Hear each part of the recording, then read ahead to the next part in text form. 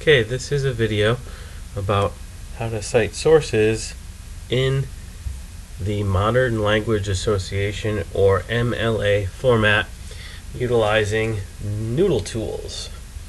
So first thing I'm going to do is go on to the Waterford High School website here and then mouse over the department section and then go down to the Library Media Center.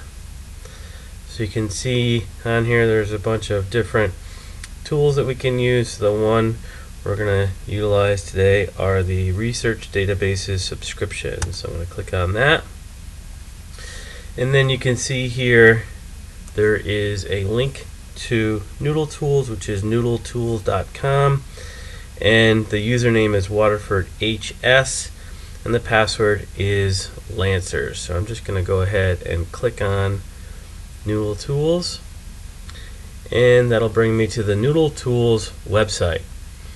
So if I come over here and click on the sign-in page, if I've already created an account, I can just go ahead and log in with my personal ID and password that I've created for myself. Or if you haven't done that yet, you can come up here to create a personal ID. So I'm just going to go ahead and walk you through the new user registration, and we're going to just make up a quick username and password. Okay, so we're going to do an account linked to a school / library subscription or trial, and then click on register. And then this is where you put in Waterford HS and all lowercase Lancers, and then sign in. Then it's going to ask you some questions and ask you to make a personal ID and password. I'm just going to pretend like I'm a student here, and I'm going to graduate in 2017.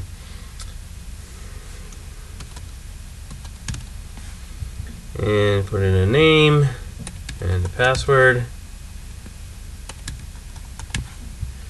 And then it's going to ask you for password retrieval information.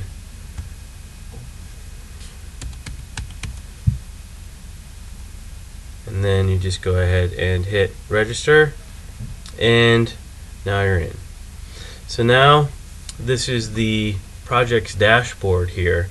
Now Noodle Tools has a lot of different things that you can use to help conduct research papers.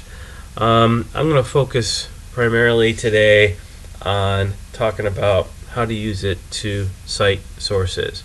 So you're going to come over here to create a new project, and it's going to ask you what kind of citation style you're going to use. We're going to use MLA. Science a lot of times uses APA in college, which is something that those of you that are going to be studying science in college will probably have to use later on, but they both have the same general idea of just trying to make sure that you credit your sources for their information to avoid plagiarism.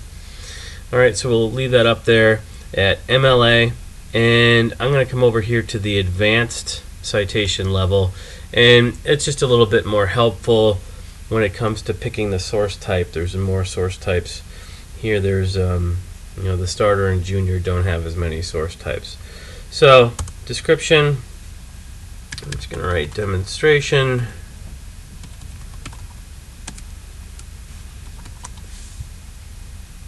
And hit create project.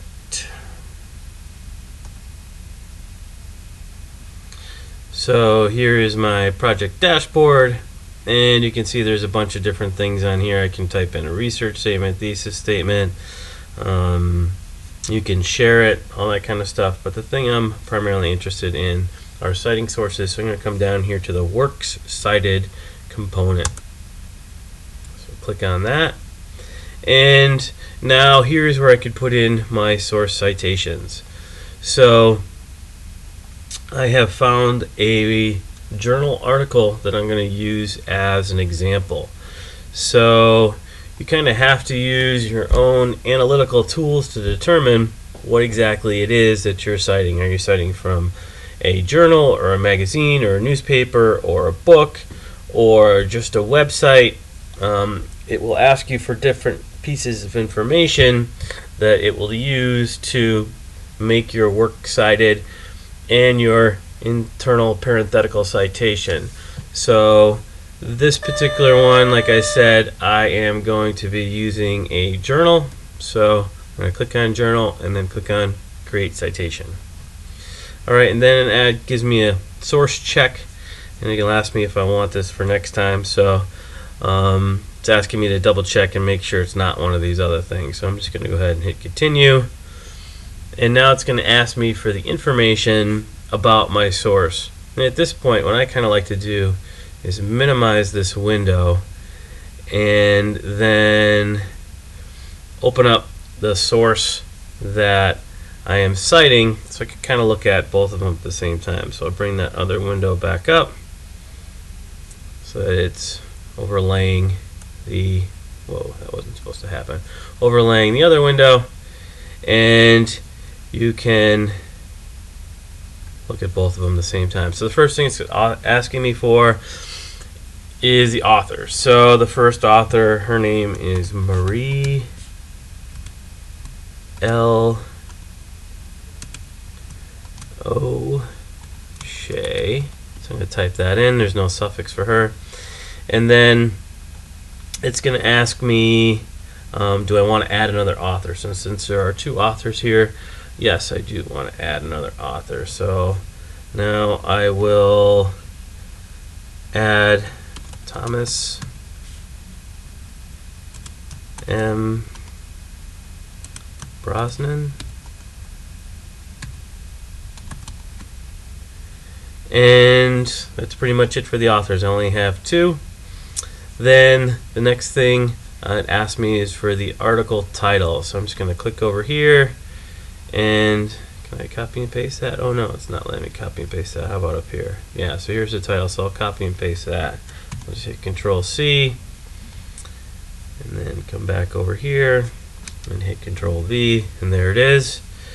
And let's see what it wants next. English translation, I don't need to include that. It wants the pages. You can see this is pages 877 to 901. I'll type that in. Name of the journal. So if I come back to my website over here, you can see the name of the journal is Estuaries. So I will put that in.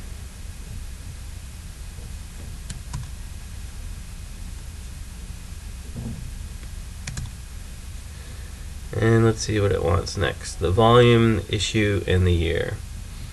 So that's down here. It's volume 23. Issue is 6. And then the year is 2000. Alright, so I'll maximize this window and make sure I have everything. I don't need to put anything in for the annotation. And yes, I do want to include that in my works cited. So go ahead and hit submit. And now it just created a works cited entry using MLA format for the data that I put in. So here I have Marie L. O'Shea, Thomas M. Brosnan. They're listed first as the authors, and then it has in quotation marks the title of the article, and then it has a period, and then after that it has in italics the name of the journal, and then the volume, issue, year, pages, and the fact that it's printed. So that is all the stuff I need for my works cited entry. So as I take information from this particular site, what I need to do is I need to include an in-text reference. So now that I've got all my information loaded in about this source, the easy thing, one of the great things I think about Noodle Tools is that I can click on the in-text reference and it will tell me what I need to include as an in-text reference for that particular article. So here, the parenthetical citation, so if I took a piece of information and I either quoted it or paraphrased it and I wanted to give credit to O'Shea and Brosnan, what I would do is I would type in the information, and then in parentheses at the end I would write O'Shea and Brosnan, and then whatever the page number was that I took that piece of information from. So, let's say it's O'Shea and Brosnan, and I had 878, and then close my parentheses in a period, and that's it. So, like, if let's say I want to do page 878, and then it'll customize that for me there. So that's exactly what I would put into my paper right there as a parenthetical citation. Remember, there are always two parts to a citation. There is your parenthetical citation, which shows the reader, hey, this is where I got my information from. And then if the reader wants to find out more about that particular source, you list all the information that you can find about your source in your works cited section, which is usually at the end of your paper or your lab report. So let me just get rid of this and show you just how to export this to Word. So as you put your other citations in, so let's say I wanted to put in another citation, I would pick what I want to put it there, I hit create citation, I can kind of repeat the process that we just went through, and it will organize them according to alphabetical order and follow all the rules that MLA has for citing your sources. So let me just go over here to print/export, and I'm going to click on print/export to Word.